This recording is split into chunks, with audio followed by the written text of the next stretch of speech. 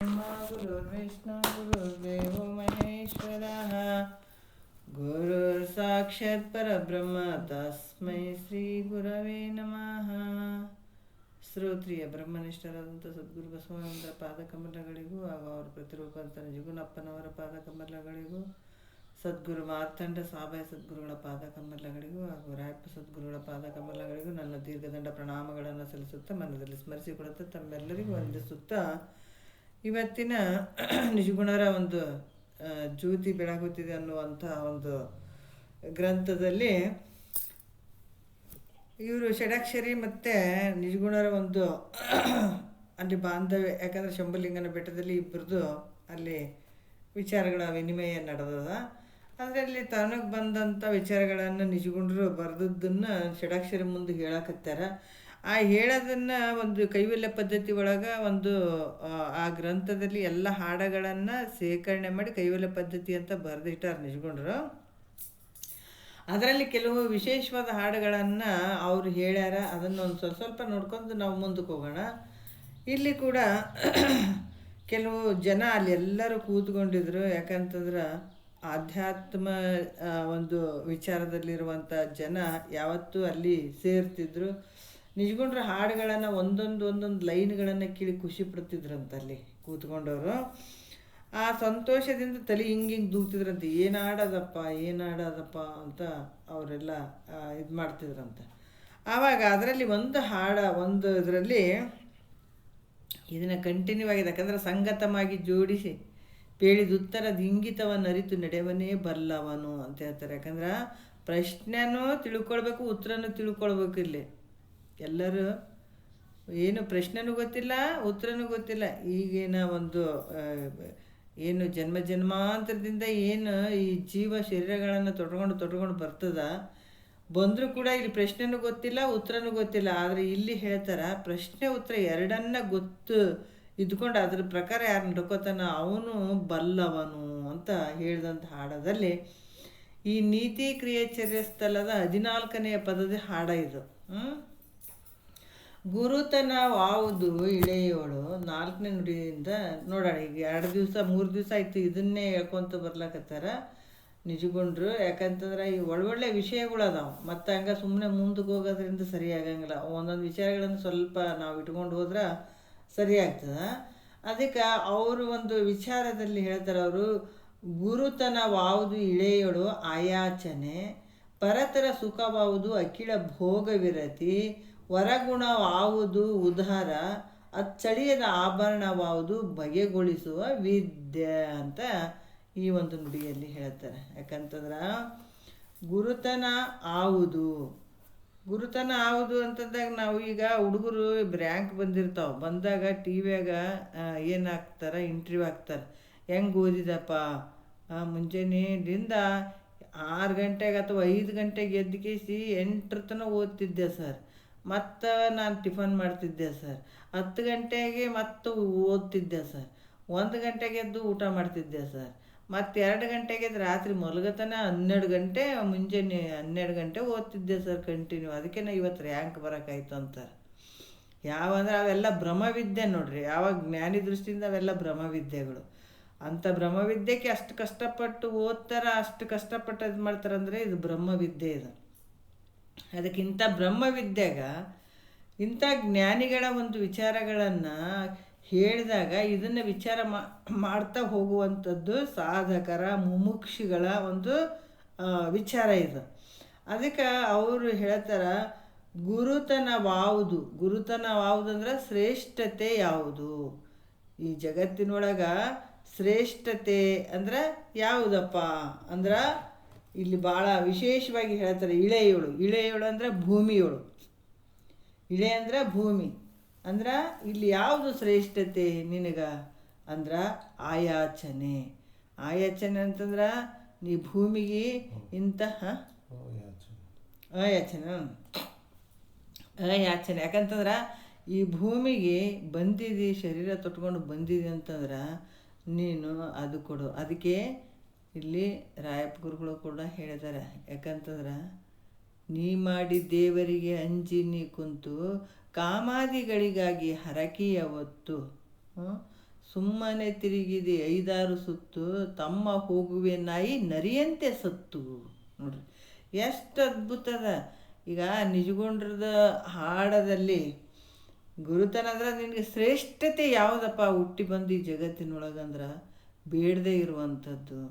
ಅದಕ್ಕೆ ನೀ ಮಾಡಿ ದೇವರಿಗೆ ಅಂಜಿ ನೀ ಕುಂತು ಎಲ್ಲವನ್ನ ನೀನೇ ಮಾಡಿ ನೀನೇ ಕೊಡಪ್ಪ ಅಂತ ಬೇಡ್ಕೊಳ್ತಿದ್ದಿಲ್ಲ, ಅದು ನಿನಗೆ ಯೋಗ್ಯ ಇಲ್ಲಪ್ಪ, ಶ್ರೇಷ್ಠತೆ ಅಲ್ಲ. ಯಾಕಂತಂದ್ರೆ ಇಲ್ಲಿ ನಿನಗೆ ಶ್ರೇಷ್ಠತೆ ಯಾವುದು ಅಂತಂದ್ರೆ ಬೇಡದೇ ಇರುವಂಥದ್ದು. ಅದು ಭಾಳ.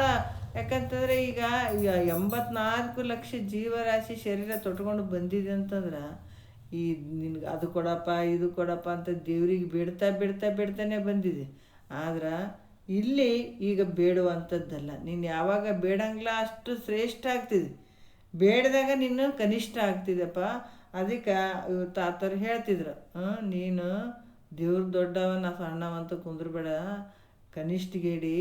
ಯಾಕಂದ್ರೆ ದೇವರು ದೊಡ್ಡದಿರ್ಬೋದು, ಆದ್ರೆ ನೀನು ಸಣ್ಣವಲ್ಲ. ಯಾಕಂದರೆ ಈ ಜಗತ್ತಿನೊಳಗೆ ದೇವ್ರಿಗೆ ನೀನೇ ಮಾಡಿದಿ. ಇವತ್ತು ದೇವ್ರನ್ನ ತಂದು ಕಟ್ಟಿಗೆಲಿಂದರ ಮಾಡು, ಕಲ್ಲಿನಿಂದರ ಮಾಡು, ಮಣ್ಣಿನಿಂದರ ಮಾಡು. ಅದನ್ನು ಯಾರು ಮಾಡಿದ್ರು? ಮನುಷ್ಯರೇ ಮಾಡ್ತಾರೆ. ಅದನ್ನು ತೊಗೊಂಡು ಬಂದು ಅಲ್ಲಿ ಮೂರ್ತಿ ಮಾಡಾಗ ಕಟ್ಟದಾರಿ ಕುಂದಿರ್ಸ್ತಾರೆ.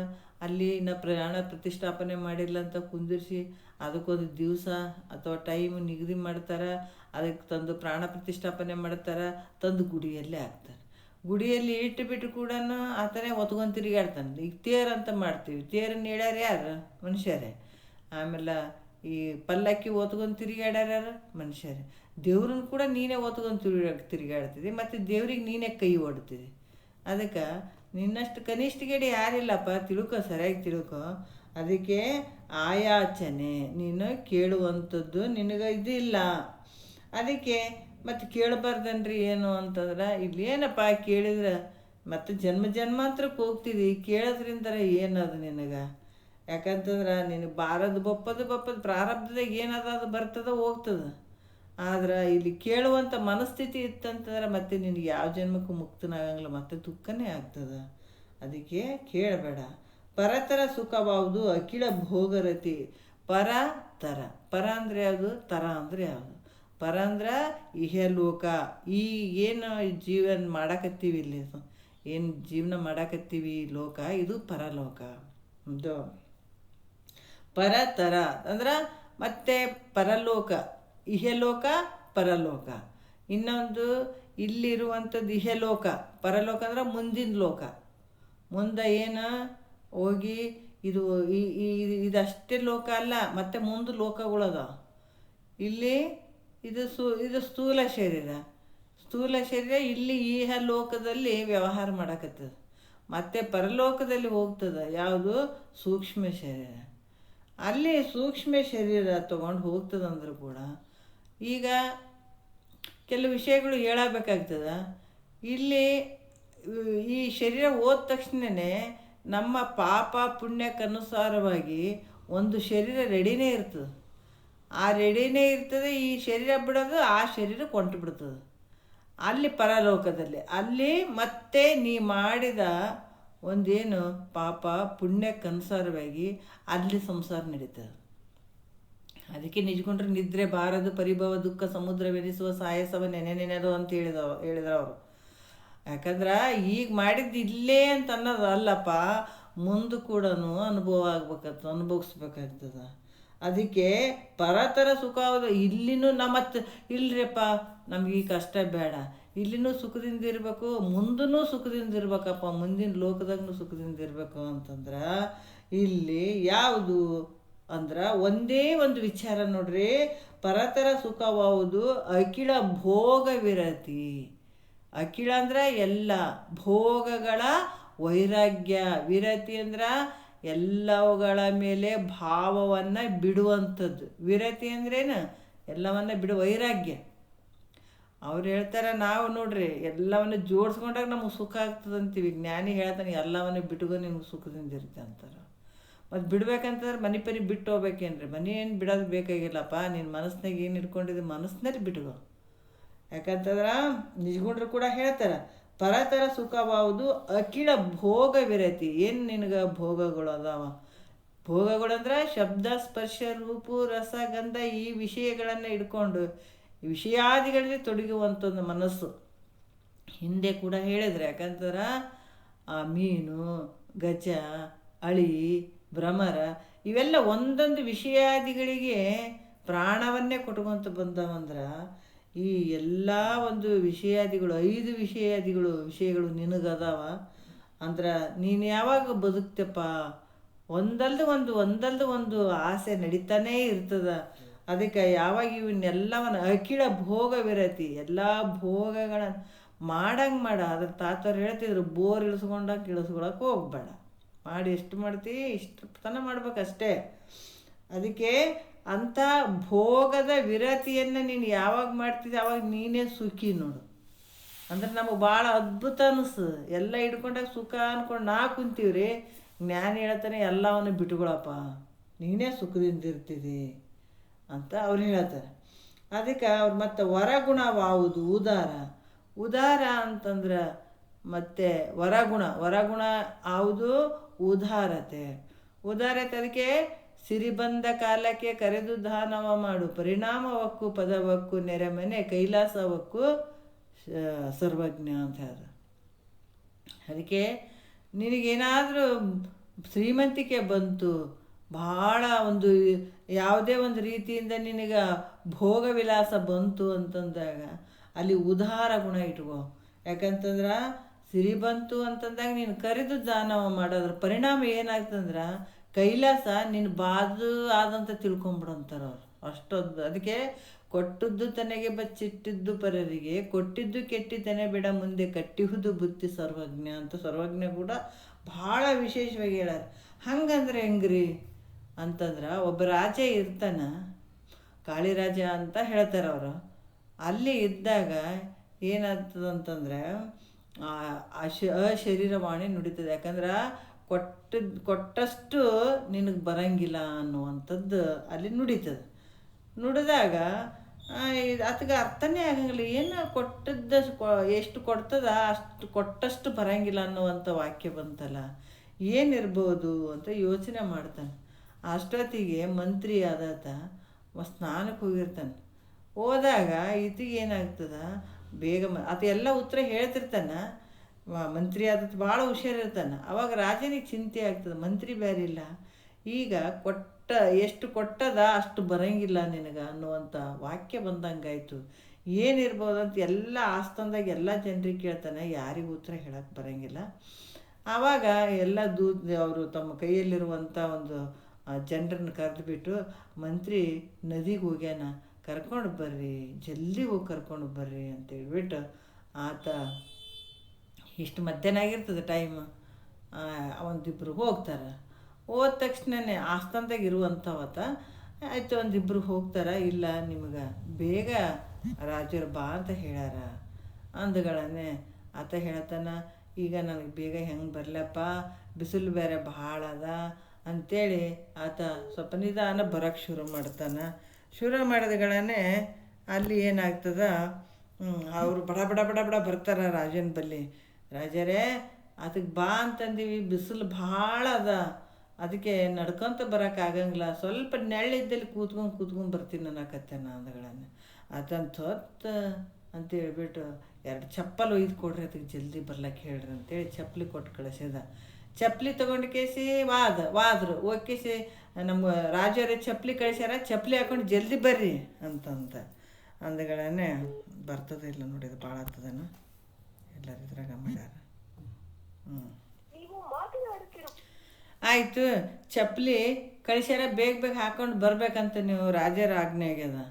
ಆಯಿತು, ಚಪ್ಪಲಿ ಹಾಕ್ಕೊಂಡು ದಾರ್ಯಾಗ ಬರಬೇಕಾದಾಗ ಒಬ್ಬರು ತೀರ್ಥಯಾತ್ರೆಗೆ ಹಿಂಗೆ ಒಬ್ಬತ್ತು ಹೋಗ್ತಿರ್ತಾನೆ, ಭಿಕ್ಷೆಗಾರ ಹೋಗ್ತಿರ್ತಾನೆ, ಕಾಲಕ್ಕೆ ಚಪ್ಪಲಿ ಇರಂಗಿಲ್ಲ, ಬಿಸಿಲು. ಅವನು ಹೋಗ್ಬೇಕಾದಾಗ ಆತ ಏನು ಮಾಡ್ದ, ಈ ಚಪ್ಪಲಿ ಹಾಕ್ಕೊಂಡು ಹೋಗಪ್ಪ, ಕಾಲು ಭಾಳ ಸುಡ್ತಾವ ಅಂತೇಳಿ ಆ ಚಪ್ಪಲಿ ಆತ ಕೊಟ್ಟು ಕೈಸಿ ಮತ್ತೆ ಮೆಲ್ಲಕ್ಕೆ ನಡ್ಕೊಂಬರಕತ್ತಿದ್ದ. ಅವ್ರು ಮತ್ತೆ ಬಡ ಬಡ ಬಡ ಬಡ ಒಂದು ರಾಜನ ಬಳಿ ಬಂದರು. ನಾವು ಬಡ ಬಡ ಬರಾವಲ್ಲ ರಾಜರೇ, ಯಾಕಂದರೆ ಚಪ್ಪಲಿ ಕೊಟ್ಟದ್ದನ್ನು ಯಾರೋ ಒಬ್ಬ ಭಿಕ್ಷೆಗಾರಿನ ಕೊಟ್ಬಿಟ್ಟ ಅಂತಂದಗಳನ್ನೇ ಅವರು ಹೌದಾ ಹಿಂಗೆ ಮಾಡಿದ್ನಾ ಅಂತ ಹೇಳ್ಬಿಟ್ಟು ಕೇಸಿ ಅವ್ರು ಏನು ಮಾಡಿದರು, ನೀವು ಬಡ ಬಡ ಹೋಗಿ ಒಂದು ಇದು ತೊಗೊಳ್ರಿ, ಕುದುರೆ ತೊಗೊಂಡು ಕೇಸಿ ಒಯ್ದು ಕೊಡ್ರಿ, ಜಲ್ದಿ ಬರೋಕ್ಕೆ ಹೇಳಿಬಿಡ್ರಿ ಅಂತ ಹೇಳ್ದ. ಮತ್ತು ಆ ಕುದುರೆ ತೊಗೊಂಡು ಬಂದು ಆತಗೆ ಕೊಟ್ರು ಜಲ್ದಿ ಬರ್ಬೇಕಂತ ರಾಜರ್ನೇ ಆಜ್ಞೆ ಆಗ್ಯದ ಅಂದಗಳೇ ಆಯ್ತತ. ಕುದುರೆ ಮೇಲೆ ಕೂತ್ಕೊಂಡು ಹಿಂಗೆ ಹೊಂಟಿದ್ದ. ಒಬ್ಬ ವರ ಹೊಂಟಿದ್ದ ನಡ್ಕೊಂತ ಹುಡುಗಿನ ನೋಡಕ್ಕೆ. ಆವಾಗ ಆತಗೆ ಅನ್ನಿಸ್ತು, ನೋಡಪ್ಪ ಹುಡುಗಿನ ನೋಡಕ್ಕೆ ಹೋಗ್ಬೇಕಾದಾಗ ನೀನು ಒಂದು ಗತ್ತಿನಿಂದ ಹೋಗ್ಬೇಕು, ಹಿಂಗೆ ಹೋದ್ರೆ ಸರಿಯಾಗಂಗಿಲ್ಲ, ಇತ್ತಗೋ ಕುದುರೆ ತೊಗೊಂಡು ಕುದುರೆ ಮೇಲೆ ಕುಂತು ಹೋಗಂತೇಳಿ ಆ ಕುದುರೆ ಅವನಿಗೆ ಕೊಟ್ಟು ಮತ್ತೆ ನಡ್ಕೊಂತ ಹೊಂಟ. ಅವ ಮತ್ತೆ ಬಂದು ಹೇಳಿದ್ರು ನೋಡ್ರಿ ಹಿಂಗೆ ಒಬ್ಬ ವರ ಹೊಂಟಿದ್ದ, ಅವನಿಗಿದ್ರ ಕುದುರೆ ಕೊಟ್ಬಿಟ್ರು ಅಂದಗಳೇ ಮತ್ತಾತ ಹಿಂಗೆ ಮಾಡಿದ್ನ ಅಂತೇಳ್ಬಿಟ್ಟು, ನೀವು ಆನೆನೇ ತೊಗೊಂಡೋಗ್ರಪ್ಪ, ಜಲ್ದಿ ಬರೋಕ್ಕೆ ಹೇಳ್ರಿ ಆತಗ ಅಂತೇಳ್ಬಿಟ್ಟು ಮತ್ತು ಆನೆಯನ್ನು ಕೊಟ್ಟು ಕಳಿಸಿದ. ಆನೆಯನ್ನು ಕೊಟ್ಟು ಕಳಿಸಿದ್ಗಳೇ ಮತ್ತು ರಾಜರು ಜಲ್ದಿ ಬರೋಕ್ಕೆ ಹೇಳ್ಯಾರ ನೋಡಿ ನಿನಗೆ, ಜಲ್ದಿ ಬಾರಪ್ಪ ಅಂದಗಳೇ ಆನೆ ಕೊಟ್ಟು ಕಳಿಸ್ಯಾರ, ಅದ್ರ ಮೇಲೆ ಕುಂದ್ರು ಅಂತೇಳಿ ಕುಂದಿರ್ಸಿದ್ರು. ಆತಾತ ಬರಟಿಗೆ ಒಬ್ಬ ಸಾಮಂತ ರಾಜ ಅಂದ್ರೆ ಬೇರೆ ದೇಶದ ಸುಮ್ಮನೆ ಎದ್ರಾಗ ಹೊಂಟಿದ್ದ. ನೋಡಪ್ಪ ಇದ್ರಾಗ ನೀವು ಹೋಗೋದು ಸರಿಯಲ್ಲ, ಈ ಆನೆ ಮೇಲೆ ಹೋದ್ರೆ ನಿನಗೊಂದು ಗಾಂಭೀರ್ಯ ಇರ್ತದೆ, ಈ ಆನೆ ಮೇಲೆ ಹೋಗಂತೇಳಿ ಆನೆಯನ್ನು ಕೊಟ್ಬಿಟ್ಟ ಆತಗೆ. ಆನೆಯನ್ನು ಕೊಟ್ಟಗಳನ್ನೇ ಮತ್ತೆ ಅವರು ರಾಜನ ಬಲ್ಲಿ ಇರೋಂಥವ್ರು ಮತ್ತೆ ಓಡಿ ಬಂದು ರಾಜನಿಗೆ ಹೇಳ್ತಾರೆ, ಆನೆಯನ್ನು ಕೊಟ್ಟು ಕಳಿಸಿದ್ರಿ ಇದು ರಾಜರೇ, ಅವ ಮತ್ತೆ ಆನೆ ಬೇರೆ ಅವನಿಗೆ ಕೊಟ್ಬಿಟ್ಟ ಅಂತ ಅಂದಗಳಂತ ಹೋತೋತು ಹಿಂಗೆ ಅಂತ ಹೇಳ್ಬಿಟ್ಟು ಒಂದು ಮೇಣೆ ಥರ ಇರ್ತದೆ, ಅದ್ರ ಕುಂದಿರ್ಸ್ಕೊಂಡು ಹೊತ್ಕೊಂಡ್ಬರ್ತಾರಲ್ಲ ಅಂಥದ್ದು ಒಂದು ಚಲೋದು ಕಳಿಸಿದ, ಕರ್ಕೊಂಡು ಬರ್ರಿ. ಪಲ್ಲಕ್ಕಿ ಅಥವಾ ಮೇಣೆ ಥರ ಹಿಂದೆ ಅವಾಗ ಇರ್ತದೆ ನೋಡ್ರಿ ರಾಜರ ಹತ್ರ, ಅಂಥದನ್ನು ಕರ್ಕೊಂಡು ನೀವು ಹೋಗಿ ಕರ್ಕೊಂಡು ಬರ್ರಿಯಪ್ಪ ಅಂತ ಕಳಿಸಿದ. ಆಮೇಲೆ ಬಂದು ಕೇಸಿ ರಾಜರು ಜಲ್ದಿ ಬರೋಕ್ಕೆ ಹೇಳ್ಯಾರ ನೋಡ್ರಿ, ಇದ್ರ ಕುಂತು ಬಿಡ್ರಿ ಅಂತಂದಾಗ ಆವಾಗ ಕೂತ್ಕೊಂಡು ಕರ್ಕೊಂಡು ಬಂದು ಇಳಿಸಿದ್ರು. ಒಳಗೆ ಬಂದ ರಾಜರಿಗೆ ನಮಸ್ಕಾರ ಮಾಡಿದಾಗ ಕೂತ್ಕೊಂಡ. ನನಗೆ ಭಾಳ ಸಂಶಯ ಆಗ್ಯದ, ಅದಕ್ಕೆ ನಾನು ಕಳಿಸಿದೆ ಇವ್ರನ್ನೆಲ್ಲ ಅಂತ ಅಂದ. ಏನಾಗ್ಯದ, ಏನು ಪ್ರಾಬ್ಲಮ್ ಆಗ್ಯದ ರಾಜರೇ ಅಂತ ಕೇಳ್ದ. ಕೂತ್ಕೊಂಡೇ ಇಲ್ಲ, ಮುಂಜಾನೆ ಆಚರಣೆ ಕೆಲಸ ಮಾಡಾಗ ಎಷ್ಟು ಕೊಟ್ಟದ್ದಷ್ಟು ನಿನಗೆ ಬರಂಗಿಲ್ಲ ಅಂತ ಒಂದು ವಾಣಿ ನನಗೆ ಕಿವಿ ಕೇಳಿಸ್ತು, ಅದಕ್ಕೆ ಅದರ ಅರ್ಥ ನನಗೆ ಗೊತ್ತಾಗಲಿಲ್ಲ, ಏನಿರ್ಬೋದು ಅರ್ಥ ಅಂತಂದಾಗ ಆವಾಗಿದ್ದು ಸುಮ್ಮನೆ ಕೂತ್ಕೊಂಡು ನಗ್ತಾ ಇದ್ದ. ಅದಕ್ಕೆ ಇದಕ್ಕೆ ಉತ್ತರ ಹೇಳ್ರಿ ನಿಮ್ಗೆ ಗೊತ್ತಿದ್ದಷ್ಟು, ನನಗಂತೂ ಇದಕ್ಕೆ ಏನು ಗೊತ್ತಾಗವಲ್ದು, ಆಸ್ಥಾನದಾಗ ಎಲ್ಲ ಮಂದಿಗೆ ಕೇಳಿದೆ ಏನು ಗೊತ್ತಾಗವಲ್ದು ಅಂತಂದಾಗ ಆವಾಗ ಹೇಳ್ತಾನೆ, ಮೆಲ್ಲಕ್ಕಿತ ಹೇಳ್ತಾನೆ, ಇಷ್ಟೊತ್ತಿನ ತನಕ ನಾನು ಮಾಡಿದಂಥ ವಿಚಾರ ನೀವು ಅರ್ಥ ಮಾಡ್ಕೊಂಡ್ರಿ ರಾಜರೇ, ನಿಮ್ಮ ಉತ್ತರ ಇಲ್ಲೇ ಅಡಿಗೆ ಅದ ಅಂತ ಹೇಳಿ. ಏನದು ಅಂತಂದಾಗ ಅವರು ಹೇಳ್ದೆ, ನಾನು ನದಿಯಿಂದ ಬರಬೇಕಾದಾಗ ನೀವೇನು ಮಾಡಿದ್ರಿ, ಚಪ್ಪಲಿ ಕಳಿಸಿದ್ರಿ. ಚಪ್ಪಲಿ ಒಬ್ಬ ಭಿಕ್ಷೆಗಾರ ಅವ ನಡೀತಾ ಹೋಗ್ತಾ ಇದ್ದ, ಈ ಚಪ್ಪಲಿ ಹಾಕೊಂಡು ಹೋಗಪ್ಪ ಅಂತ ಅದು ಕೊಟ್ಟೆ. ಅದರ ಪರಿಣಾಮ ನನಗೇನಾಯಿತು, ಕುದುರೆ ಬಂತು. ಕುದುರೆಯನ್ನು ಇನ್ನೊಬ್ಬನಿಗೆ ಕೊಟ್ಟೆ ನಾನು. ಅವನಿಗೆ ಭಾಳ ಅವಶ್ಯಕತೆ ಇತ್ತು, ಅವನಿಗೆ ಕುದುರೆಯನ್ನು ಕೊಟ್ಟೆ. ಮತ್ತು ನನಗೇನು ಬಂತು, ಆನೆ ಬಂತು. ಆನೆಯನ್ನು ಕೂಡ ಒಬ್ಬ ರಾಜನಿಗೆ, ಬೇರೆ ದೇಶದ ಒಬ್ಬ ರಾಜ ಹೋಗ್ತಾ ಇದ್ದ ನಡೀತಾ, ಇಂಥ ಗತ್ತು ನಿನ್ನ ಹತ್ರ ಈ ಗತ್ತಿರ್ಬೇಕಂತ ಅವನಿಗೆ ಆನೆ ಕೊಟ್ಟೆ. ಮತ್ತು ನನಗೆ ಈ ಪಲ್ಲಕ್ಕಿ ಬಂತು, ಅದಕ್ಕೆ ನೀ ಎಷ್ಟು ಕೊಡ್ತಿದ್ದೆ ಅದಕ್ಕಿಂತ ಡಬಲ್ ಬರ್ತದ ಅನ್ನುವಂಥ ಉದ್ದೇಶ ಇದರಲ್ಲಿ ಅದ ರಾಜರೇ ಅಂತಂದಾಗ ಅದಕ್ಕೆ ಭಾಳ ಖುಷಿ ಐತಂತ. ಹಾಗಾಗಿ ಇಲ್ಲಿ ಉದಾರತೆ ಅಂತಂದ್ರೆ ನೀನು ದಾನ ಧರ್ಮ ಅದಕ್ಕೆ ಈಗ ಕೆಲವು ವಿಚಾರಗಳು ಹೋಗ್ಯಾವ. ನೀನು ಈ ಭಾವ ಯಾವಾಗ ಇಟ್ಕೊಂಡು ಬರ್ತಿದೆ ಅಂದ್ರೆ ಅಂತರಂಗದ ಸಂಪತ್ತಿದು. ಇದು ರೊಕ್ಕಕ್ಕೆ ರೂಪಾಯಿಗೆ ಈ ಗುಣಗಳು ಬರೋಂಗಿಲ್ಲ. ಈ ಗುಣಗಳು ನೀ ಕಷ್ಟಪಟ್ಟು ಸಂಪಾದನೆ ಮಾಡ್ಕೊಳ್ಬೇಕಾಗಿದೆ. ಯಾಕಂತಂದ್ರೆ ಈ ಒಂದು ದಾನ, ಧರ್ಮ, ಪರಹಿಂಸೆ, ಯಾಕಂದರೆ ಅಹಿಂಸೆಯಿಂದ ಕೂಡುವಂಥದ್ದು, ಸತ್ಯ ಹೇಳುವಂಥದ್ದು. ಅದಕ್ಕೆ ಇವೆಲ್ಲನೂ ಇವು ಕೂಡ ಸಿರಿ ಸಂಪತ್ತುಗಳು. ಬರೇ ಬಾಹ್ಯದಲ್ಲಿರುವಂಥ ಸಿರಿ ಸಂಪತ್ತು ಒಂದಲ್ಲ, ನಮ್ಮ ಅಂತರಂಗದಲ್ಲಿ ಕೂಡ ಸಿರಿ ಸಂಪತ್ತು ಅನ್ನುವಂಥದ್ದು ಇರ್ತದೆ. ಅದಕ್ಕೆ ನೀನು ಎಷ್ಟು ಕೊಟ್ಟಿದೆ ಅದಕ್ಕಿಂತ ಡಬಲ್ ಬರ್ತದೆ ಅನ್ನುವಂಥ ವಿಚಾರ ಅದು ಆಗ್ಯದ ಮಹಾರಾಜರೇ ಅಂತ ಹೇಳಿದಾಗ ಭಾಳ ಖುಷಿ ಆಗ್ತದೆ. ಅದಕ್ಕೆ ಹೊರಗುಣ ಯಾವುದು, ಉದಾರ ಭಾವ ಇರುವಂಥದ್ದು. ಆಮೇಲೆ ಅಚ್ಚಳಿಯದ ಆಭರಣವಾವುದು, ಬಗೆಗೊಳಿಸುವ ವಿದ್ಯೆ. ಅದಕ್ಕೆ ಹೇಳ್ತಾರೆ, ಹೆಣ್ಣು ಹೊನ್ನು ಮಣ್ಣು ಇವು ಯಾವು ನಿನ್ನವಲ್ಲ, ನಿನ್ನದೇ ಅನ್ನುವ ಒಂದು ಜ್ಞಾನ ರತ್ನ ನೋಡ ಅಂತ ಹೇಳ್ತಾರೆ. ಅದನ್ನು ಬೀಳಿಸಿಕೊಳ್ಳದೆ ನೀನು ಧರಿಸಿಕೊಂಡಿದ್ದೆಯಾದರೆ ನಿನ್ನಂಥ ಸಿರಿವಂತರಿಲ್ಲ ರಾಮನಾಥ ಅಂತ ಹೇಳ್ತಾರೆ. ಯಾಕಂತಂದ್ರೆ ಅಚ್ಚಳಿಯದ ಆಭರಣ ಯಾವುದು? ಜ್ಞಾನಿ ಇದನ್ನು ಧರಿಸ್ಕೊಂಡ್ಬಿಡ್ತಾನೆ. ಇದು ದೊಡ್ಡ, ಯಾಕಂದ್ರೆ ಯಾವುದೋ ಒಂದು ಪಂಚಭೂತಗಳಿಗೆ, ಆಮೇಲೆ ಕಳ್ಳರ ಕಾಕರುಗಳಿಗೆ ಯಾರು ಕಸ್ಕೊಂಡು ಹೋಗಂಥದ್ದಲ್ಲ ನೋಡ್ರಿ. ಈ ಆಭರಣ ಧರಿಸ್ಕೊಂಡು ಬಿಟ್ರೆ ಆಯಿತು. ಮತ್ತು ಹೆಂಗೆ ರೀ ಕೊನೆಯವರೆಗೂ ಇದನ್ನು ಕೇಳಬೇಕಾ? ಹೆಂಗೆ ಮಾಡ್ಬೇಕಂದ್ರೆ ಈ ಜ್ಞಾನ ಅನ್ನುವಂಥದ್ದು ಒಂದು ಸಲ ಆಗ್ಬಿಡ್ತಂದ್ರೆ ಮುಗೀತದೆ. ನೀ ಸಂಸಾರದಾಗ ಹೆಂಗಾರ ಇರು. ಯಾಕಂತಂದ್ರೆ ಇದು ಮತ್ತೆ ಆದ್ಮೇಲೆ ಮಾಡಬೇಕೇ ಇಲ್ರಿ ಸಂಸಾರ, ಮತ್ತು ಆದವರು ಮಾಡ್ತಾರೆ ಇಲ್ರಿ. ಹಂಗಲ್ಲ ಅದು. ಎಷ್ಟು ನೀ ತೀವ್ರ ಭಾವದಿಂದ ನೀ ಮಾಡ್ಕೊಳ್ತಿದ್ದಿ, ಎಷ್ಟು ಇದನ್ನು ನೀನು ವಿಚಾರ ಮಾಡಿ ತಿಳ್ಕೊಳ್ತಿದ್ದಿ, ಅವಾಗ ಗೆಲ್ಲುತ್ತಿದೆ. ಯಾಕಂತಂದ್ರೆ ಈ ಆಭರಣವನ್ನು ನೀ ಧರಿಸ್ಕೊಂಡಿದ್ದೆ ಆದ್ರೆ ಈ ಜನ್ಮನೇ ಸಾರ್ಥಕ. ಅದಕ್ಕೆ ದುಡಿ ಪಡಿ ಅಂತ ಹೇಳ್ತಾರೆ. ದುಡಿ ಪಡಿ, ಇಲ್ಲಿ ನಡೆ ವಿಡಿ ದುಡಿ ಪಡಿ ಅಂತ ಇವೆಲ್ಲ ಬರ್ತಾವೆ ಇದರಲ್ಲಿ.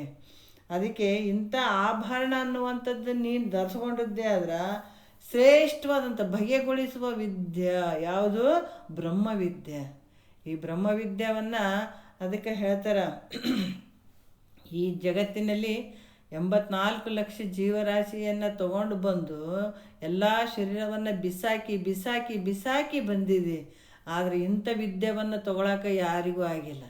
ಇಲ್ಲಿ ಪರಮಾತ್ಮ ಈ ಒಂದು ನಿಧಿ ಇಟ್ಟಾರಂದ್ರೆ ಒಂದು ದೊಡ್ಡ ಸರ್ಪ ಮಾಡಿ ಇಟ್ಟಿರ್ತಾರೆ. ಆ ಸರ್ಪನೇ ನಿಜವಾಗಿ ಸರ್ಪಾಗಿ ಅದನ್ನು ಕಾಯ್ತಿರ್ತದಂತ. ಯಾಕೆ ಹಿಂದಿನವ್ರು ಆಂಡೆ ಅದಾವ. ಈಗ ಅಲ್ಲಿ ನಾವು ತಿರುಮಲ ಯಾವುದದ ಕದು ಅಲ್ಲಿ ಪದ್ಮನಾಭ ಅಲ್ಲಿ ಆಂಡೆಗಳಿಟ್ಟಾರ, ದೊಡ್ಡ ದೊಡ್ಡ ಸರ್ಪಗಳು ಅದಾವ ಅಂತಾರೆ ನೋಡ್ರಿ. ಅದ್ರಂಗ ಪರಮಾತ್ಮ ಕೂಡ ಎಲ್ಲರ ಶರೀರದಲ್ಲಿ ಒಂದು ನಿಧಿಯನ್ನು ಅಡಗಿಸ್ಬಿಟ್ಟಾನ ಎಲ್ಲರಿಗೆ. ಅದಕ್ಕೆ ಈ ಪ್ರಕೃತಿಯಲ್ಲಿ ನೋಡಿ ನಾವು ಭಾಳ ಕಲಿಬೇಕಾಗ್ಯದ. ಎಲ್ಲರ ಶರೀರದಲ್ಲಿ ಒಂದು ನಿಧಿಯನ್ನು ಬಚ್ಚಿಟ್ಟನ ಮನಸ್ಸನ್ನುವಂಥ ಸರ್ಪವನ್ನು ಕಾಯ್ಲಕತ್ತದ. ಅದು ಸರ್ಪ ಬಿಡವಲ್ದು, ಒಳಗೆ ಹೋಗೋಕೆ ಬಿಡವಲ್ದು ಜನರಿಗೆ. ಯಾಕಂದ್ರೆ ಬುಸ್ ಅಂದ್ಬಿಡ್ತದೆ. ಅದಕ್ಕೆ ಇವತ್ತು ಯಾರು ಇದನ್ನು ಬ್ರಹ್ಮವಿದ್ಯೆಯನ್ನು ಜಗತ್ತಿನೊಳಗೆ ಎಷ್ಟು ಜನ ಮಾಡ್ಕೊಳಕತ್ತಾರ ಅಂದ್ರೆ ಎಲ್ಲರ ಹಾವಿಗೆ ಹಂಚಿಬಿಟ್ಟಾರ. ಹಾವು ಹೆಂಗೆ ನಡ್ಯಾಕತ್ತದ ಹಂಗೆ ಹೋಗಕತ್ತಾರ. ಅಂದ್ರೆ ನಿಧಿಗೆ ಯಾವಾಗ ಕೈ ಹಾಕ್ತಾರೆ? ಕೈ ಹಾಕೋಕ್ಕಾಗಂಗಿಲ್ಲ. ಯಾಕಂದ್ರೆ ನಿನ್ನದೇ ಅನ್ನುವಂಥ ಈ ನಿಧಿ ನಿನ್ನೊಳಗೆ ಆಂಡೆ ಉದಿಗಿಬಿಟ್ಟದು. ಇದು ಉದಿಗಿಬಿಟ್ಟದಂತಂದ್ರೆ ಇದ್ರ ಸುತ್ತಮುತ್ತ ಕಾಯಕ್ಕೆ ದೆವ್ವಗಳು ಅದಾವ. ದೆವ್ವಗಳು ಅಂಥವು ಇಂಥವು ಸೇರ್ಯಾವ. ಪಿಸಾಚಿಗಳು ಅದಾವ. ಏನು ಪಿಸಾಚಿಗಳು ಅಂದರೆ ಅರಿಷಡ್ ವರ್ಗಗಳು: ಕಾಮ, ಕ್ರೋಧ, ಮದ, ಮೋಹ, ಮಾತ್ಸರ್ಯ, ಅಷ್ಟಮದಗಳು. ಈ ಮನಸ್ಸು ಅನ್ನುವಂಥದ್ದು ಸರ್ಪ ಅಲ್ಲಿ ಕಾಯ್ಲಕತ್ತಿಬಿಟ್ಟದು. ಈ ಸರ್ಪ ಹೋಗೋಕ್ಕೆ ಬಿಡೋಂಗಿಲ್ಲ. ಆ ಸರ್ಪವನ್ನು ಕಟ್ಟಿ ಹಿಡಿದು ಕಟ್ಟಬೇಕಾಗ್ತದೆ. ಕಟ್ಟಿದಾಗ ಮಾತ್ರ ಅಲ್ಲಿ ಒಳಗೆ ಹೋಗ್ಬೇಕಾಗ್ತದೆ. ಒಳಗೆ ಹೋದಾಗ ಅದರ ಆನಂದನೇ ಬೇರೆ. ಅದಕ್ಕೆ ಕುಡಿದೇನೆ ನಿಶಯ ಇರ್ಬೇಕಂತದ್ದು. ತಂಬಾಕು ಸೇದಿದೇನೆ ನಿಶಯ ಇರ್ಬೇಕಿಲ್ಲಿ. ಕುಡಿದು ತಿಂದು ನಿಶಯ ಇರುವಂಥದ್ದು ಅಲ್ಲಿದು. ಅದನ್ನು ನೆನೆಸ್ಕೊಂಡ್ರೆ ನಿಷೇಧಾಗೆ ಇರ್ಬೇಕು ಮನುಷ್ಯ. ಹಂಗೆ ಯಾವಾಗಂದ್ರೆ ಈ ಮನಸ್ಸನ್ನುವಂಥದ್ದನ್ನು ಆ ಮನಸ್ಸನ್ನುವಂಥ ಹಾವನ್ನು ಹಿಡಿದು ಕಟ್ಟಿ ಅದ್ರ ಒಳಗಡೆ ಹೋದಾಗ ಅಲ್ಲಿ ಆನಂದ. ಸುಮ್ಮನೆ ನೆನೆಸ್ಕೊಂಡ್ರೆ ಸಾಕು, ಅಂಥ ಒಂದು ಆನಂದದಾಗ ಹೋಗ್ಬಿಡ್ತಾನೆ ಜ್ಞಾನಿ. ಅದಕ್ಕೆ ಅವ್ರು ಹೇಳ್ತಾರೆ, ಆ ಆಭರಣವಾವುದು ಅಂದ್ರೆ ಬಗೆಗೊಳಿಸುವ ವಿದ್ಯೆ. ಬಗೆ ಅಂದ್ರೆ ಆನಂದವನ್ನು ಉಂಟು ಮಾಡುವಂಥದ್ದು. ಇದನ್ನು ಮೈತ್ರಿ ದೇವಿ ಕೇಳಿದ್ದು. ಯಾಕಂದ್ರೆ ಒಂದು ಸಲ ಆನಂದ ಆಯ್ತು ಅಂದ್ರೆ ನನ್ನಿಂದ ಬಿಟ್ಟೋಗಿರ್ಬಾರ್ದಂದ್ರೆ ಈ ಜನ್ಮ ಕಡೆಯಾಗಿಬಿಡ್ಬೇಕು. ಈ ಜನ್ಮದಾಗ ಅಂತ ಆನಂದ ಆಯ್ತು ಅಂದ್ರೆ ಮತ್ತೆ ಯಾವಾಗ ಹೋಗ್ತು ಬಿಟ್ಟು ಹೋಗೋಕ್ಕಂಗಿಲ್ಲ. ಒಂದು ಸಲ ಮುತ್ತಾಯ್ತಂದ್ರೆ ಮತ್ತೆ ತಿರ್ಗಾ ನೀರಾಗ್ತದೆ ಅನ್ನೋದು. ಅದಕ್ಕೆ ಒಂದು ಸಲ ಮುತ್ತಾಕ್ಬೇಕಾಗ್ಯದ ಇಲ್ಲಿ. ಅಂಥ ಒಂದು ಬಗೆಗೊಳಿಸುವಂದ್ರೆ ಆನಂದವನ್ನು ಕೊಡುವಂಥ ವಿದ್ಯೆ ಯಾವುದಂದ್ರೆ ಬ್ರಹ್ಮವಿದ್ಯೆ. ಮತ್ತೆ ಹೇಳ್ತಾರೆ, ಮತಿಗೆ ಮಂಗಳ ವೀವುದಾವುದು ಉತ್ತಮರ ಸಂಘ. ಮತಿಗೆ ಮಂಗಳ ವೀವುದು ಆವುದು ಉತ್ತಮರ ಸಂಘ. ಅತಿನಿಷ್ಠೆ ವಿಡಿಯುವುದಾವುದು ಹರ ಸಮಯ. ಹಿತವಾವುದು ಹ್ಯಪರದೋಡು ಧರ್ಮರತಿ. ಸದುಗತಿ ಯಾವುದನೇ ಶಂಭುಲಿಂಗವಾಗಿಹುದು ಅಂತ ಈ ಲಾಸ್ಟ್ ನುಡಿಯಲ್ಲಿ ಇದೊಂದು ಭಾಳ ವಿಶೇಷವಾಗಿ ಹೇಳ್ತಾರೆ. ನಾವು ಮಂಗಳಕರವಾಗಿರಲಿ ಅಂತ ಮನ್ಯಾಗ ನಾವೇನು ಸ್ವಚ್ಛ ಮಾಡ್ತೀವಿ, ಎಲ್ಲ ಒಂದು ತೋರಣಗಳನ್ನು ಕಟ್ತೀವಿ. ಹಬ್ಬ ಹರಿದಿನಗಳದ ಭಾಳ ಚಂದ ಕಾಣಲಪ್ಪ ಅಂತ. ಏನು ಮಾವಿನ ಎಲೆ ಕಟ್ತೀವಿ, ಹಂಗೆ ಮಾಡ್ತೀವಿ, ಹಿಂಗೆ ಮಾಡ್ತೀವಿ, ಜಗ್ ಜಗ್ ಜಗ್ ಜಗ್ ಅನ್ಬೇಕಂತೀವಿ. ದೀಪಾವಳಿ ಬಂದಾಗ ನೋಡೋಕೆ ಮನೆ ಜಗ ಜಗ ಜಗ ಜಗ ಅನ್ಬೇಕಪ್ಪ ಅಂತೀವಿ. ಅದಕ್ಕೆ ಇಲ್ಲಿ ಕೂಡ ನಿನ್ನ ಶರೀರದಲ್ಲಪ್ಪ, ನಿನ್ನ ಶರೀರ ಜಗ ಜಗ ಜಗ ಜಗ ಅನ್ಬೇಕು, ಭಾಳ ಮಂಗಳಕರವಾಗಿ ಕಾಣಬೇಕು ಅಂತಂದಾಗ ನಿನ್ನ ಬುದ್ಧಿ ಮಂಗಳಕರವಾಗಿ ಕಾಣುವಂಥದ್ದು ಯಾವುದು, ಆ ಒಂದು ಒಳ್ಳೆ ಉತ್ತಮ ವಿಚಾರ ಬರುವಂಥದ್ದು ಯಾವುದು, ಆ ಬುದ್ಧಿ ಶ್ರೇಷ್ಠತೆಯಿಂದ ಕೂಡಿದಂಥದ್ದು ಯಾವುದು ಅಂತಂದ್ರೆ ಉತ್ತಮರ ಸಂಘ. ಅದಕ್ಕೆ ಸರ್ಪಭೂಷಣರಾಗಿರ್ಬೋದು, ಕಬೀರ್ ದಾಸರಾಗಿರ್ಬೋದಪ್ಪ, ಈ ಜನ್ಮದಾಗ ನಾನು ಮುಕ್ತಿ ಕೊಡಲಿಲ್ಲಪ್ಪ, ಉತ್ತಮರ ಸಂಘ ಕೊಡು, ಸಜ್ಜನರ ಸಂಘ ಕೊಡು. ಸಜ್ಜನರ ಸಂಘ ಕೊಟ್ಟಾಗ ಏನು ಸಿಗ್ತದೆ ಅಂತಂದ್ರೆ ಎಲ್ಲನೂ ಸಿಕ್ಬಿಡ್ತದೆ, ಒಂದಲ್ಲ ಎರಡಲ್ಲ. ಯಾಕಂದ್ರೆ ಅವ್ರ ನಡೆ ನುಡಿ ಮತ್ತು ಮಹಾತ್ಮರ ವಚನಗಳು, ಪ್ರತಿಯೊಂದು ಬ್ರಹ್ಮ ಜ್ಞಾನಕ್ಕೆ ಏನೇನು ಬೇಕು ಎಲ್ಲವೂ ಉತ್ತಮರ ಮತ್ತು ಸಜ್ಜನರ ಸಂಘದಲ್ಲಿ ಸಿಕ್ಕಿಬಿಡ್ತದೆ. ಅದಕ್ಕೆ ಅವ್ರು ಸಹವಾಸ ಕೊಟ್ಟೆ ಅಂದರೆ ನನಗೆಲ್ಲ ಸಿಕ್ಬಿಡ್ತದೆ. ಹಾಗಾಗಿ ಅವ್ರು ಹೇಳ್ತಾರೆ, ಮತಿಗೆ ಮಂಗಳವೀವುದು ಆವುದು ಅಂದ್ರೆ ನಿನ್ನ ಬುದ್ಧಿ ಶ್ರೇಷ್ಠತೆಯಿಂದ ಕೂಡುವಂಥದ್ದು, ಒಳ್ಳೆ ವಿಚಾರ ಬರುವಂಥದ್ದು ಯಾವುದರಿಂದ ಬರ್ತದಪ್ಪ ಅಂದ್ರೆ ಉತ್ತಮರ ಸಂಘದಿಂದ ಮಾತ್ರ ಬರ್ತದ. ಅದಕ್ಕೆ ಅತಿನಿಷ್ಠೆ ಬಿಡುವುದಾವುದು ಹರ ಸಮಯ ಅಂತಂದ್ರೆ ಇಲ್ಲಿ ಯಾವಾಗ ಈ ಕೇಳುವಂಥದ್ದೇ ನೋಡ್ರಿ ಶ್ರೇಷ್ಠವಾದಂಥ ಸಮಯ ಇದು ಮಾಮೂಲಿ ಸಮಯ ಅಲ್ಲ. ಅದು ಮತ್ತಿಲ್ಲಿ ಹೇಳ್ತಾರೆ, ಯಾಕಂತಂದ್ರೆ ಅತಿ ನಿಷ್ಠೆಯಿಂದ ಶ್ರದ್ಧೆಯಿಂದ ಭಕ್ತಿಯಿಂದ ಈ ಕೇಳುವಂಥದ್ದು ಯಾವುದಂದ್ರೆ ಹರ ಸಮಯ. ಈ ಕೇಳುವಂಥದ್ದು ಯಾಕಂತಂದ್ರೆ ಇದು ಪದೇ ಪದೇ ಪದೇ ಪದೇ ಈ ಸಮಯ ಬರುವಂಥದ್ದೆಲ್ಲ, ಯಾವಾಗ ಆ ಸಮಯ ಬರ್ತದ ಅಂಥ ಸಮಯದಲ್ಲಿ ಅದಕ್ಕೆ ಈ ಭಕ್ತಿ ಮಾಡುವಂಥದ್ದಾಗಿರ್ಬೋದು, ಈ ಶ್ರವಣ ಮಾಡುವಂಥದ್ದಾಗಿರ್ಬೋದು, ಮನನ ಮಾಡುವಂಥದ್ದಾಗಿರ್ಬೋದು, ಇವೆಲ್ಲ ನಾವು ಟೈಮ್ ಇಟ್ಕೊಂಡು ಮಾಡ್ಕೊಳ್ಬೇಕು ಇವು. ಯಾಕಂದ್ರೆ ಅದಾಗಿ ಬರಂಗಿಲ್ಲ ಇವು. ಅದಕ್ಕೆ ಗಾಳಿ ಬೀಸಿದಾಗ ತೂರಿಕೊಳ್ಳಿರೋ ಗಾಳಿ ನಿಮ್ಮ ಆಧೀನವಲ್ಲ, ನಾಳೆ ಬಾ ಅಂದ್ರೆ ಬರ್ತದೇನ್ರಯ್ಯ ಅಂತಾರೆ ಜ್ಞಾನಿಗಳು. ಯಾಕಂದ್ರೆ ಯಾವಾಗ ಬೀಸ್ತದೆ ಆವಾಗ ರಾಶಿ ಮಾಡ್ಕೊಂಡ್ಬಿಡ್ರಿ, ಕಾಳು ಕಡೆ ಆಗ್ತವೆ ನಿಮಗೆ ಕುಂತು ತಿನ್ನೋಕೆ. ಅದ್ರಂಗೆ ಇಲ್ಲಿ ಅಂಥ ಒಂದು ಶ್ರವಣ ಮಾಡುವಂಥದ್ದು ಅಂಥ ಒಂದು ಸಮಯದಲ್ಲಿರ್ತದೆ. ಅಂಥ ಸಮಯನ ಸದುಪಯೋಗ ಮಾಡಿಕೊಳ್ರಿ. ಹಿತವಾವುದು ಹಿಯ ಪರದೋಳು ಧರ್ಮರತಿ ಅಂತ ಹೇಳ್ತಾರೆ. ಯಾಕಂದ್ರೆ ಹಿತ ಯಾವುದಪ್ಪ, ಹಿತ ಈ ಪರಲೋಕದಲ್ಲಿ ಇಹದಲ್ಲಿ ಮತ್ತು ಮುಂದೆ ಪರದಲ್ಲಿ ಯಾವುದು ಧರ್ಮರತಿ ಯಾವುದು ಅಂತಂದ್ರೆ ಈಗೇನು ನಾವು ಇದು ಮಾಡಕತ್ತೀವಿ ಅರ್ಧ ಗಂಟೆ ಟೈಮು ನಮಗೆ ಭಾಳ ಗೌಣ. ಈಗ 24 ಗಂಟೆ ನಾವು ಈ ಸಂಸಾರದಾಗ ಮಾಡಿದ್ರು ಕೂಡ ಅದಕ್ಕೆ ಬೇಸರಿಕೆ ಇರೋಂಗಿಲ್ಲ. ಅರ್ಧ ಗಂಟೆ ಬಿಟ್ಟು ಇನ್ನೊಂದು 10 ನಿಮಿಷ, ಒಂದು 15 ನಿಮಿಷ ತೊಗೊಳ್ಳಿ, ಯಾಕಪ್ಪ ಬಿಡವಲ್ರಲ್ಲಪ್ಪ ಇನ್ನೂ ಇಟೊತ್ತು ತಿರ್ಕೊಂಡು ಕುಂತಿರೋರು ಅನ್ನಂಗೆ ಆಗ್ಬಿಡ್ತದೆ ಮನುಷ್ಯರಿಗೆ. ಯಾಕಂತಂದ್ರೆ ಈಗ ಅಲ್ಲಿ ಕುಂತಿರ್ತೀರಿ, ಏನಾರು ಅರ್ಜೆಂಟ್ ಕೆಲಸ ಇತ್ತಂದ್ರೆ ಹಂಗೆ ಹೇಳ್ತಿರ್ತಾರೆ ಬಿಡು ಸ್ವಲ್ಪ ಕಿವಿಟ್ಟು ಮಾಡಿದ್ರೆ ಆಯ್ತಂತ ಹೋಗ್ಬೋದು. ಅಥವಾ ಏನಾರು ಅರ್ಜೆಂಟ್ ಇದ್ರೆ ಕಿಲ್ಲಿ ಹೋಗಿ ಬರ್ತೀನಿ ತಳ ಹಂಗೆ ಹಚ್ಕೊಂಡು ಕುಂತ್ರಾಯ್ತು, ಕಿವಿಯಾಗ ಕೇಳ್ಕೊಂತ ಹೋದ್ರಾಯ್ತು ಅಂತ ಹೋಗ್ಬೋದು. ಅಥವಾ ಏನಾರು ಮಾಡ್ಬೋದು. ಯಾಕಂದ್ರೆ ಹಂಗೆ ಮಾಡಿಸ್ತದೆ ಮನಸ್ಸು. ಇದಕ್ಕೆ ನಾವು ಎಲ್ಲ ಏನೋ ಹೇಳಕತ್ತಾರಂತ ಸುಮ್ಮನೆ ಎಲ್ಲರೂ ಹೇಳಕತ್ತಾರಪ್ಪ ನಾವು ಕೇಳಿದ್ರೆ ಆಯ್ತು ಅಂತಲೇ ಕುಂತಿರ್ತೀವಿ. ಕೆಲವು ಸಲ ಹಂಗೆ ಹೇಳ್ತಿರ್ತಾರೆ ಬಿಡು, ಅವ್ರೇನು ನೋಡಕ್ಕೆ ಬರ್ತಾರೇನೋ ಅಂತೇಳಿ ಕೇಸಿ ಏನಾರು ಎದ್ದು ಕೆಲಸ ಮಾಡ್ಕೊಂತ ನೋಡಿದರೆ ತರದ ಕೆಲಸ ಆಗ್ತದಂತೀವಿ. ಯಾಕಂತಂದ್ರೆ ಇಲ್ಲಿ ಹೇಳ್ತಾರೆ ಈ ಧರ್ಮರತಿ ಅಂತಂದರೆ ಇದು ಭಾಳ ಶ್ರೇಷ್ಠವಾದಂಥ. ಅರ್ಧ ಗಂಟೆನೇ ಮಾಡ್ತೀವಿ ಅಂದರೂ ಕೂಡ ಇದು ಭಾಳ ಜೀವನದಾಗ ಮೂಲವಾಗಿ ಈ ಭೂಮಿಗೆ ನಾವು ಬಂದು ಕೆಲಸ ಮಾಡ್ಕೊಳ್ಳುವಂಥ ಕೆಲಸನೇ ನಮ್ಗೆ ಇವತ್ತು ಕನಿಷ್ಠ ಆಗ್ಬಿಡ್ತದೆ. ಅದಕ್ಕೆ ತಿಳ್ಕೊಂಡು ನೋಡಿದ್ರೆ ಮುಕ್ಕಾಲು ಭಾಗ ಇದಾಗಬೇಕು, ಕಾಲು ಭಾಗ ಅದಾಗಬೇಕು. ಮುಕ್ಕಾಲು ಭಾಗ ಇದಾಗಬೇಕು, ಕಾಲು ಭಾಗ ಅದಾಗಬೇಕು. ನಾವು ಅರ್ಧ ಗಂಟೆ ಟೈಮ್ ಮಾಡಿ ಇನ್ನೊಂದು 10 ನಿಮಿಷ ಮಾಡಿದರೆ ಇವತ್ತು ಭಾಳ ಹೊತ್ತಾಯ್ತು ಅಷ್ಟು ಮಾಡಬಾರ್ದಾಗಿತ್ತು, ಅರ್ಧ ಗಂಟೆನೇ ಸಾಕಂತೀವಿ ಅಂತದಕ್ಕೆ. ಅದಕ್ಕೆ ಇಲ್ಲಿ ಭಾಳ ಜಗತ್ತು ದಾರಿ ತಪ್ಪಿಬಿಟ್ಟು ಅಡಿವೆ ಸೇರಿದ್ರು ಕೂಡ ಸುಖ ಇಲ್ದಂಗೆ ಆಗ್ಯದ. ಯಾಕೆ ಮಾಡಬಾರ್ದನ್ನ ಜಾಸ್ತಿ ಮಾಡ್ತೀವಿ, ಮಾಡುವಂಥದ್ದನ್ನು ಕಡಿಮೆ ಮಾಡ್ತೀವಿ. ಅದಕ್ಕಾಗಿ ಇಲ್ಲಿ ಹೇಳ್ತಾರೆ ಹಿತವಾವುದು, ಇದು ಭಾಳ ಹಿತ ಅದು ನೋಡ್ರಿ ಅಪ್ಪ, ಮಾಡಿರಿ. ಇದು ನೀವು ಸಂಸಾರದಾಗ ಪೂರ್ತಿ ಕುಂದ್ರಬೇಡ್ರಿ, ಅದ್ರಾಗ ಒಂದು ಚೂರು ಇದನ್ನು ತೊಗೊಳ್ರಿ, ಇದರಿಂದ ಹಿತ, ಇದು ಇಲ್ಲಿನೂ ಹಿತ ಅದ ಮುಂದೂ ಹಿತ ಅದ ಅಂತ ಹೇಳ್ತಾರೆ ಅವರು. ಮುಂದಂದ್ರೆ ಈ ಶರೀರ ಬಿಟ್ಟು ಆದಮೇಲೆ ಕೂಡ ಹಿತ ಅದ, ಇಲ್ಲಿನೂ ಹಿತ ಅದ. ಅದಕ್ಕೆ ಇದನ್ನು ಧರ್ಮರತಿ ಅಂದ್ರೆ ಇಂಥದನ್ನು ನೀವು ಶ್ರವಣ ಮಾಡಿರಿ, ಕೇಳ್ರಿ. ಇದೇನಿರ್ಲಾರ್ದಾಗ ಭಕ್ತಿ ಉಪಾಸನೆ, ಈ ಜ್ಞಾನ ಅನ್ನುವಂಥದ್ದು. ಯಾಕೆ ಜ್ಞಾನಕ್ಕಂತಂದ್ರೆ ಅವ್ರು ಒಳ್ಳೆ ಮುತ್ತು ರತ್ನ ತೊಗೊಳಕ್ಕೆ ಬಂದಂಗೆ ಅವರು. ಅದಕ್ಕೆ ಇದರಿಂದ ಏನಾಗ್ತದಂದ್ರೆ ಹಿತವಾವುದು ಇಹ ಪರದಳು ಧರ್ಮರತಿ. ಇಂಥ ಒಂದು ನೀವು ಧರ್ಮರತಿ ಅಂತಂದರೆ ಈ ಜ್ಞಾನದಲ್ಲಿ ಈ ಶ್ರವಣ ಮಾಡುವಂಥದ್ದಾಗಿರ್ಬೋದು, ಯಾವುದಂದ್ರೆ ಭಕ್ತಿ ಮಾಡುವಂಥದ್ದಾಗಿರ್ಬೋದು, ಆ ನಿಷ್ಠೆಯಿಂದ ಹೋಗುವಂಥದ್ದಾಗಿರ್ಬೋದು, ಈ ಧರ್ಮರತಿ ಮಾಡುವಂಥದ್ದು ಶ್ರೇಷ್ಠವಾದಂಥದ್ದು. ನೋಡ್ರಿ, ಈ ಕೆಲಸ ಮಾಡುವಂಥದ್ದು ಶ್ರೇಷ್ಠವಾಗಿರುವಂಥದ್ದು. ಸದುಗತಿ ಯಾವುದೇನೆ ಶಂಭುಲಿಂಗವಾಗಿರೋದ್ರ ಜಗತ್ತಿನೊಳಗೆ ಎಲ್ಲಕ್ಕಿಂತ ಶ್ರೇಷ್ಠ. ನಾವು ನೌಕರಿ ಮಾಡೋದ್ರಾಗ IAS ಆಫೀಸರ್ ಆಗಬೇಕು ಅಂತೀವಿ, ಅದಾಗ ಭಾಳ ಎಲ್ಲಕ್ಕಿಂತ ದೊಡ್ಡ ಕೆಲಸ ರೀ ಅಂತೀವಿ. ಆದ್ರೆ ಇಲ್ಲಿ ಉತ್ತಮ ಗತಿ ಯಾವುದಪ್ಪ, ಮನುಷ್ಯ ಮಾಡ್ಕೊಳ್ಬೇಕಾದಂಥದ್ದು ಉತ್ತಮ ಗತಿ ಯಾವುದು ಅಂದ್ರೆ ಅವ್ರು ಹೇಳ್ತಾರೆ ಸದುಗತಿ ಯಾವುದನ್ನೇ ಅಂದರೆ ಶಂಭುಲಿಂಗವಾಗಿಹುದು. ಅದಕ್ಕೆ ಹೇಳ್ತಾರೆ ನಮಃ ಶಿವಾಯ ಮಂತ್ರ ಐತ್ರಪ್ಪ, ಮುಗೀತು, ನಾವು ಮುಕ್ತನಾದಿವಿ ಅನ್ನಂಗಿಲ್ಲ. ಮಂತ್ರೋಪದೇಶ ಆಯ್ತಪ್ಪ, ನಾ ಮುಕ್ತನಾದಿವಿ ಅನ್ನಂಗಿಲ್ಲ. ಅದಕ್ಕೆ ಹೇಳ್ತಾರೆ ಒಂದು ಬುಕ್ ಆದಂದ್ರೆ ಅದ್ರ ಮ್ಯಾಲೆ ಹೆಸರಿರ್ತಂದ್ರೆ ಇಡೀ ಗ್ರಂಥವನ್ನು ನಾವು ಓದಬೇಕಾಗ್ತದೆ. ಏನದು ಸಮಾಜಶಾಸ್ತ್ರ ಅದ, ಪೊಲಿಟಿಕಲ್ ಸೈನ್ಸ್ ಅದ, ಎಕನಾಮಿಕ್ಸ್ ಅದ ಅಂತಂದ್ರೆ ಇಡೀ ಗ್ರಂಥ ಬುಕ್ಕನ್ನು ಜಾಲಾಡಿ ಬಿಡ್ಬೇಕಾಗ್ತದೆ. ಅಂದಾಗ ನಮ್ಗೆ ಗೊತ್ತಾಗ್ತದೆ. ಅದ್ರಾಗ ನಮಃ ಶಿವಾಯ ಅನ್ನುವಂಥದ್ದು ಒಂದು ಹೆಸರದು ಮಂತ್ರ. ಆ ಮಂತ್ರದ ಒಳಗೆ ಹೋಗ್ಬೇಕಾದ್ರೆ ಬ್ರಹ್ಮಾಂಡ ಕಾಣ್ಬೇಕಾಗ್ತದೆ. ಆ ಬ್ರಹ್ಮಾಂಡ ಕಂಡಾಗ ನಮಗೆ ಗೊತ್ತಾಗ್ತದೆ. ಅಲ್ಲಿ ತನಕ ನಮ್ಮ ಬರೀ ಮಂತ್ರ ಹಿಡ್ಕೊಂಡು ಕುಂದಿರ್ತೀವಿ ಅಂತಂದ್ರೆ ಅಲ್ಲ, ಸಾಲಿಗೆ ಹೆಸರು ಹೆಚ್ಚಿ ಬಿಟ್ಟಂಗೆ. ಸಾಲಿಗೆ ಹೆಸರು ಹೆಚ್ಚಿಗೆ ಪಾಸ್ ಆಗ್ತಾರೇನಂದ್ರೆ ಪಾಸ್ ಆಗಂಗಿಲ್ಲ. ಈಗ ಆನ್ಲೈನ್ದಾಗ ಹೇಳಕತ್ತಾರೆ ಸಾಲಾಗಿ, ಮತ್ತು ಹೇಳಾರ್ದ ಪಾಸ್ ಆಗಿಬಿಡ್ತಾರ.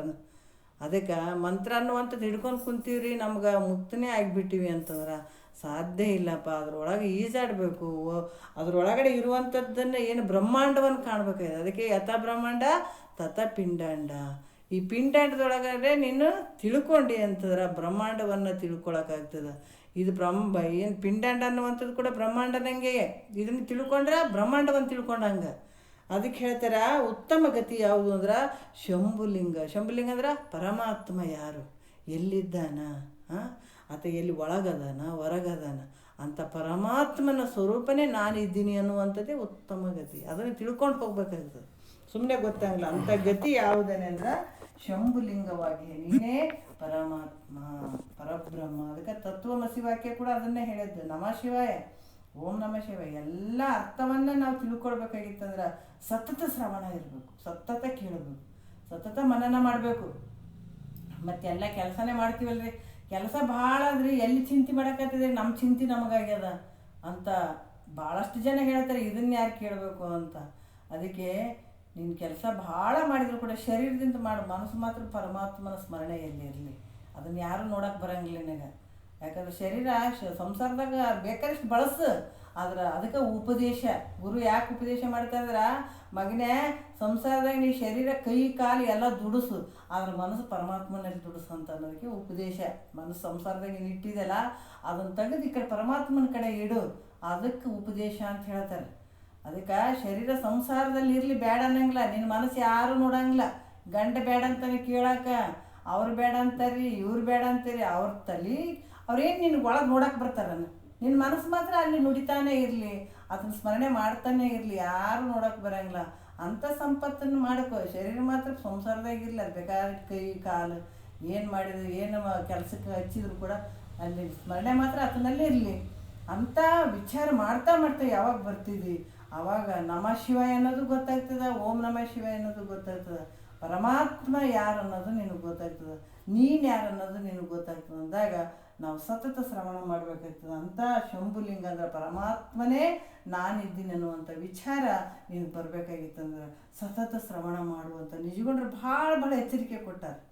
ಹಾಗಾಗಿ ಇದರ ಈ ಒಂದೊಂದು ನುಡಿಯನ್ನು ವಿವರವಾಗಿ ಪ್ರಶ್ನೆ ಉತ್ತರಗಳನ್ನು ಬಿಡಿಸಿ ವಿವರಿಸಿದ ಮಹಾಂತ ಸ್ವಾಮಿ ಅದೊಂದು ಗೀತೆ ಅಂದಿನ ವಿಚಾರಗೋಷ್ಠಿಗೆ ಸಾಕಷ್ಟು ವಿಷಯವನ್ನು ಒದಗಿಸ್ತಾ. ಯಾಕಂದ್ರೆ ಈ ವಿಚಾರಗಳು ಶಾಸ್ತ್ರದ ಎಲ್ಲ ಶಾಸ್ತ್ರಗಳ ವಿಚಾರಗಳ ಸಾರ ಇದು. ಹಾಗಾಗಿ ಒಂದೊಂದು ನುಡಿಗಳು ಸ್ವಲ್ಪ ನೋಡ್ಕೊಂತ ಹೋಗೋಮಂತ ಇದನ್ನು ನೋಡಿದ್ವಿ. ಮತ್ತು ನಾಳೆ ಮುಂದಿನ ಗೋಷ್ಠಿ ಒಳಗೆ ಮಹಾಂತ ಸ್ವಾಮಿ ಮತ್ತು ನಿಜಗೊಂಡ್ರು ಏನೇನು ಮಾಡ್ತಾರೆ, ಎಲ್ಲೆಲ್ಲಿ ಹೋಗ್ತಾರೆ ಅನ್ನುವಂಥದ್ದು ಮತ್ತು ಮುಂದೆ ತೊಗೊಂಡ್ಕಿಸ್ ಹೋಗೋಣ. ಒಂದೆರಡು ಮತ್ತು ಈಗ ಮುಂದೆ ಅವ್ರ ವಿಚಾರಗಳೇ ಅದಾವೆ. ಅವ್ರು ಎಲ್ಲಿ ಹೋದ್ರು, ಎಲ್ಲಿ ಬಂದರು, ಏನೇನು ಅಂದರು ಅನ್ನುವಂಥ ಕೆಲವು ವಿಚಾರಗಳು ಅದಾವೆ. ಸ್ವಲ್ಪ ನೋಡ್ಕೊಂತ ಹೋಗಮ್ಮ, ಏನು ಅವಸರ ಬೇಕಾಗಿಲ್ಲ. ಮುಂದಿನ ಮಾತು ಮತ್ತೊಂದು ಎರಡು ಮೂರು ಗುರುಗಳ ಪಾದಕ್ಕೆ ಅರ್ಪಿಸಿ ಹರವು.